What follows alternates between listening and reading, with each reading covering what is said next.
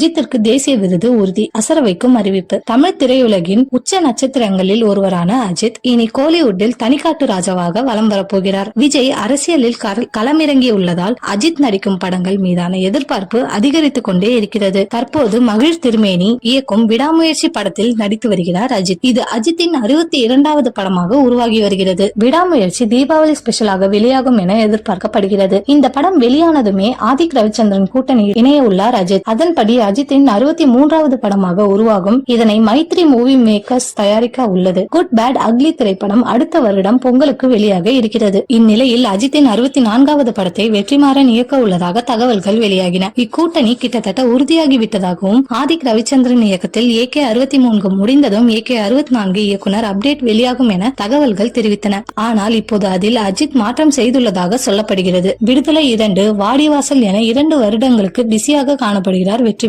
இதனால் அவருக்கு பதிலாக சிறுத்தை சிவாவை AK-64 இயக்குனராக களமிறக்க அஜித் முடிவு செய்துள்ளாராம். ஏற்கனவே வீரம், வேதாளம், விவேகம், விஸ்வாசம் என 4 படங்களில் அஜித்துடன் பயணித்துள்ளார் இயக்குனர் சிவா. அதனைத் தொடர்ந்து AK-65வது படத்தை வெற்றிமாறன் இயக்க இருக்கிறாராம். அஜித் வெற்றிமாறன் இணைந்தால் பெரும் வரவேற்பை பெறும் என்பதில் சந்தேகமில்லை. இந்த படம் தேசிய விருதுகளை குவிக்கும் என எதிர்பார்க்கலாம்.